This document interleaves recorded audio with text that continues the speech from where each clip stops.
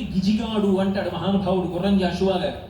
ఆ పక్షి గూడు కట్టి ఆ గూట్లో గుడ్డు పెడుతుంది, గుడ్డు పెట్టి పొదుగుతుంది, పొదిగిన తర్వాత పిల్ల అవుతుంది, కిలకిల కిలకిల అరుస్తుంది, ఎక్కడి నుంచో అమ్మ తీసుకొచ్చి అన్నం నోట్లో పెడుతుంది.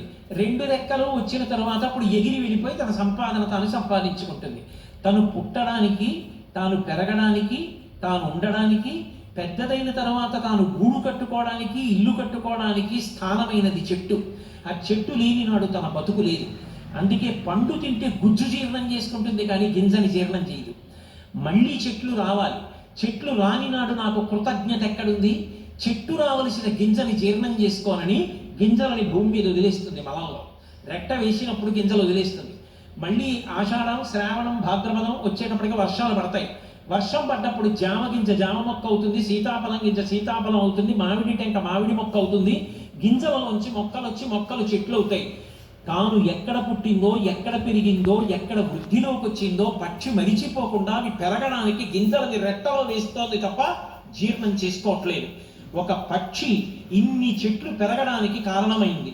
ఆ చెట్ల వలన నేను ఇవాళ పర్యావరణం సమతౌల్యంతో ఇంత సంతోషంగా ఉంటున్నా. ఒక పక్షి నాకు పాఠం నేర్పింది. ఏ అమ్మా నాన్న వల్ల ఇవాళ నేను పుట్టి వృద్ధిలోకి వచ్చానో ఆ తల్లిని తండ్రిని మరిచిపోవద్దు. నేను పుట్టిన చెట్టును నేను మరిచిపోకుండా చెట్టు పెరగడానికి కారణమయ్యాను.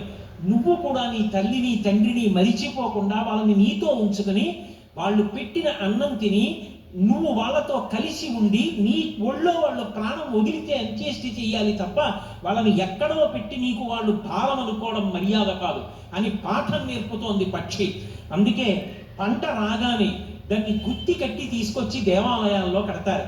కట్టినప్పుడు ఆ పక్షులన్నీ వచ్చి ఆ గింజలు తింటాయి. పక్షుల పట్ల, పశువుల పట్ల కూడా కృతజ్ఞత ప్రకటించగలిగిన విశాల హృదయం ఉన్న జాతి భారత జాతి. సనాతన ధర్మం అంత గొప్పది. ఆ విశాల హృదయమునకు సాక్షి కనుమ పండుగ. ఆ కనుమ పండుగ నాడు అందుకని అంత గొప్పగా అలంకారం చేస్తారు. చేసి ఇంత గొప్పగా ఆ విశేషాలన్నిటినీ కూడా సమన్వయం చేస్తారు.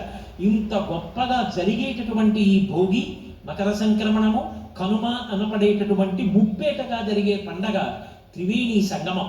బంధువులందరూ కలుసుకుంటారు. గంగిరెద్దుల వాళ్ళు వస్తారు, సంస్కృతిని నిలబెట్టుకుంటారు. ఆ గంగిరెద్దులు వస్తాయి.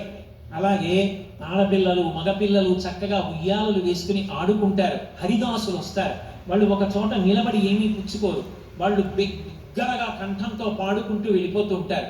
ఆ పాడుకుంటూ వెళ్ళిపోతుంటే వాళ్ళ దగ్గరికి వెళ్ళి ఆ చిన్న పిల్లలతోటి ఆ బియ్యము, పైసలు, పళ్ళు ఇప్పిస్తారు. గంగిరెద్దు మీద పాత బట్టో కొత్త బట్టో కప్పిస్తారు. అవన్నీ ఆంధ్రదేశం సంస్కృతిలో అంతర్భాగాలు. ఏదైనా పాడు చేసుకోవచ్చు కానీ ఎవ్వరూ కూడా తమ సంస్కృతిని పాడు చేసుకోకూడదు. సంస్కృతికి పట్టాభిషేకం చేసే పండగలు, పరదేవత యొక్క అనుగ్రహానికి పొందడానికి వీలైన పండగలు. కాబట్టి చక్కగా మనందరం కూడా భోగి, సంక్రాంతి, కనుమ పండగలు అలా చేసుకుందాం. మంగళాశాసన